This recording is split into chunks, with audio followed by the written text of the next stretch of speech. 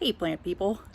It's been a minute since I actually shared a video, and it's because things have been really busy around here. I mean, springtime in general is a very busy time for a gardener, especially if I'm trying to decide when seedlings go outside and what I want to plant and when.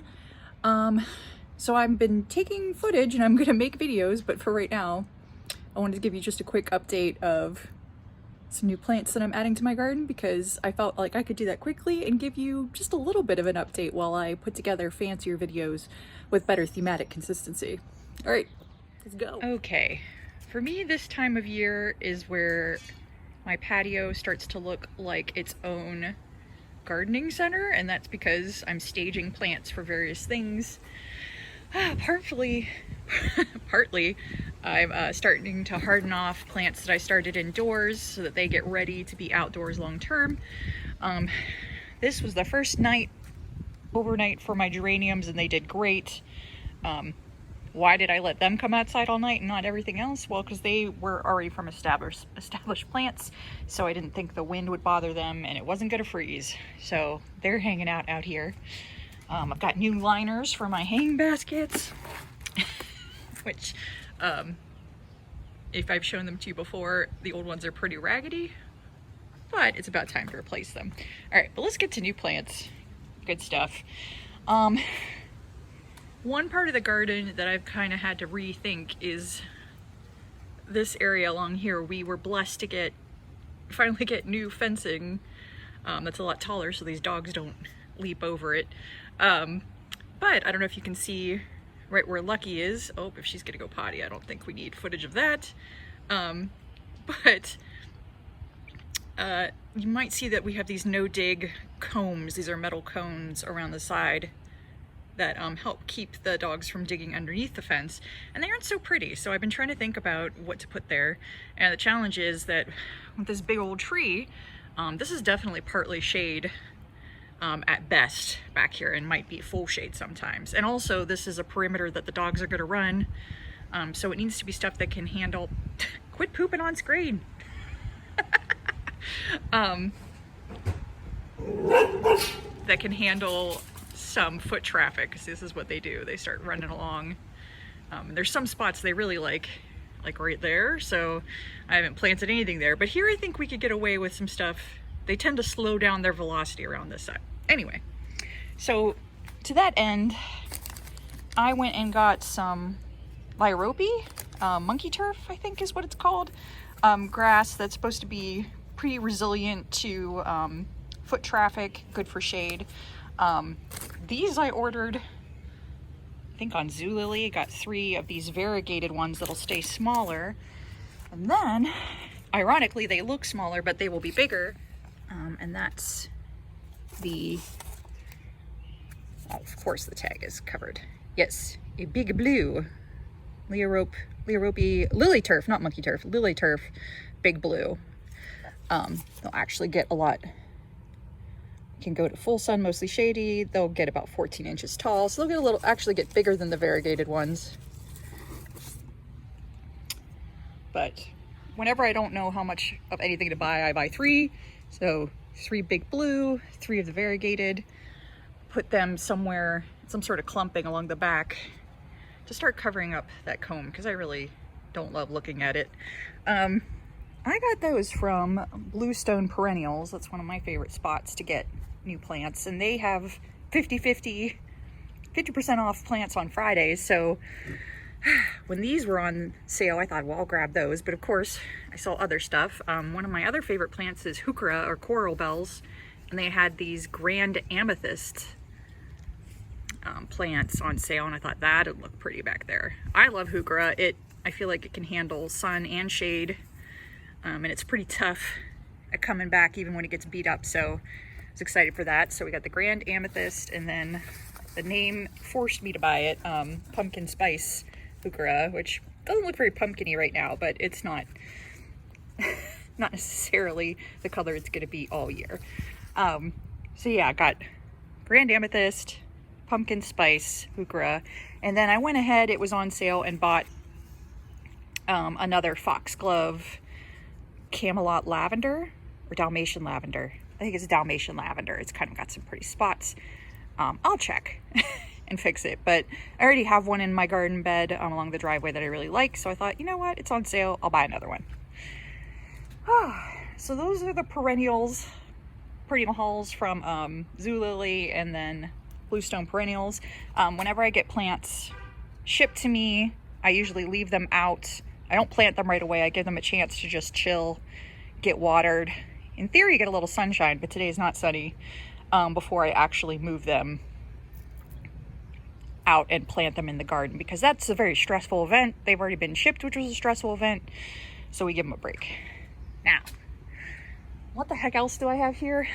My usual gardening retail therapy.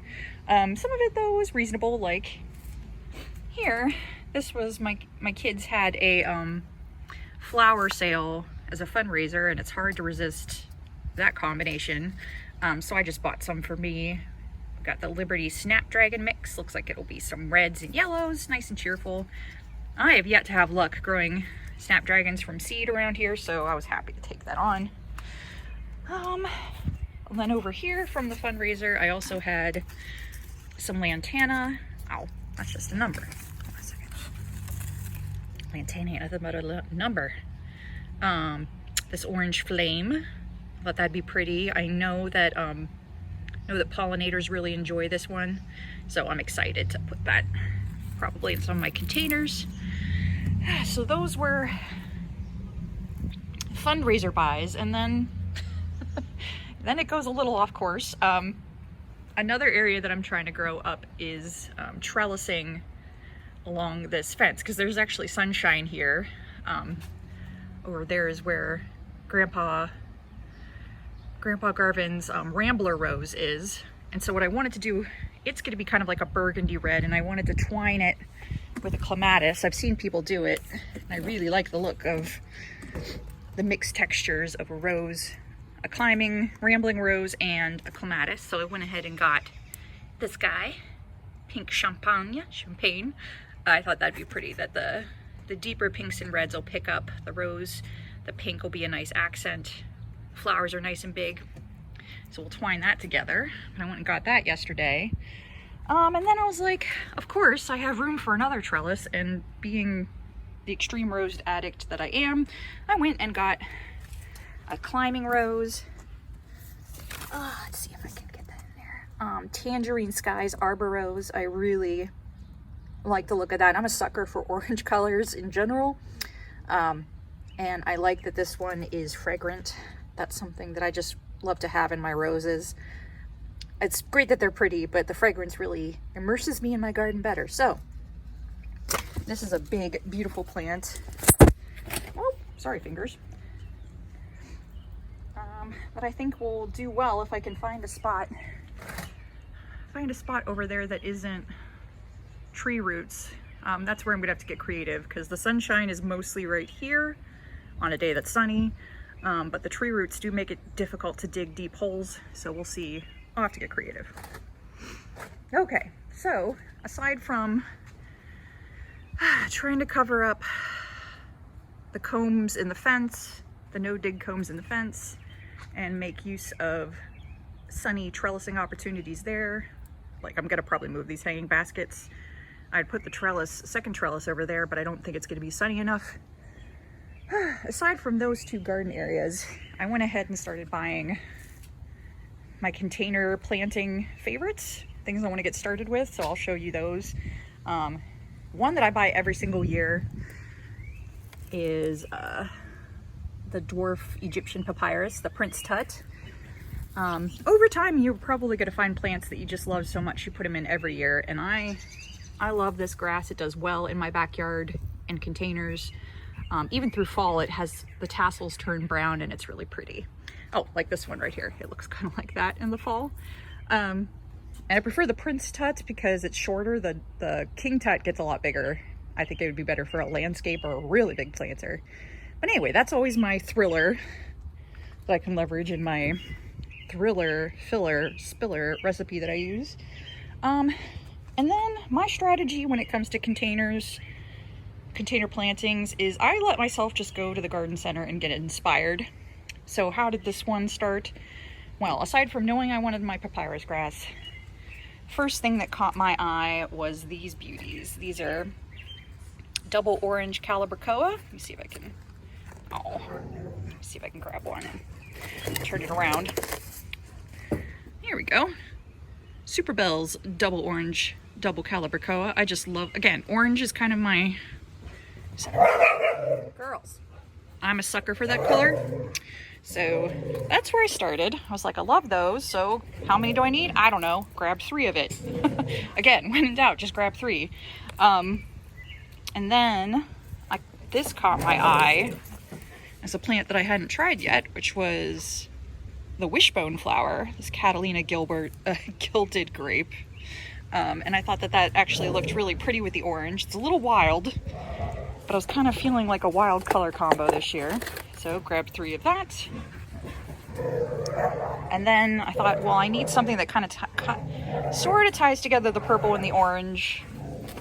And the best I could do was, oh my gosh, the purple African Daisy Bright Lights.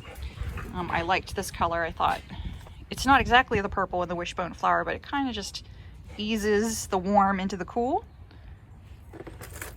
So there's actually 3 of those. They're just in the other one.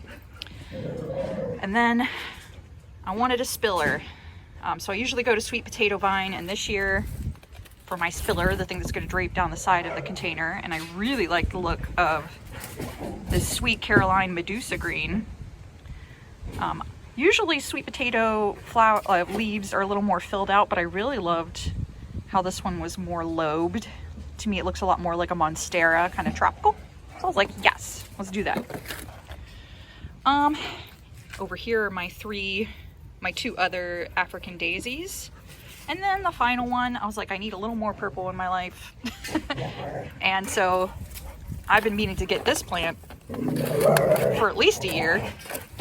And that's the Verbena Sparkling Amethyst Verbena. I got the strawberry, I think it was, sparkling strawberry, the pink version of this last year. And I really liked it. It does well with a lot of heat, so I can put it in really sunny places. And you just trim it up when it's starting to look leggy, and it just comes back. But I really love the way the flowers variegate. I'm trying to find a good example, but oh yeah, look at the picture, Amber. The way that the colors vary in kind of an ombre is just really pretty. And again, it's a good plant, low maintenance for Amber, for my garden. So some combination of these things will be going into planters eventually, plus my coleus, plus my salvia. There are years where I get really, oh here, let's turn around. Yeah, there are years where I get really thematic about my colors for my containers, like really try to pick things that are consistent from the things I start from seed to the things that I buy at the garden center. But sorry, I'm getting all shaky as I talk. But this was not one of those years. This year I was just like, I want to do everything as bright and cheerful as I can. And I feel like that's a legit color strategy choice that you should all consider, which is just buy everything you like. Yeah, it's not going to look as unified, but you'll enjoy every little bit of it. So that's my advice. Anyway, that's just some of the plants that I'm bringing into the garden. I need to go buy more soil so I can get my dahlias in. We're at that point where I could start moving stuff out, and it's a bit of a dance. But I think that's a topic for another video. Anyway, everybody stay warm, cool. I don't know. Here in Michigan in Zone 6B, we're oscillating between yesterday was in the mid 80s. Today we're kind of in the high 60s, but I think we're above freezing, so it's game time, right? Talk to you all later, folks. Bye.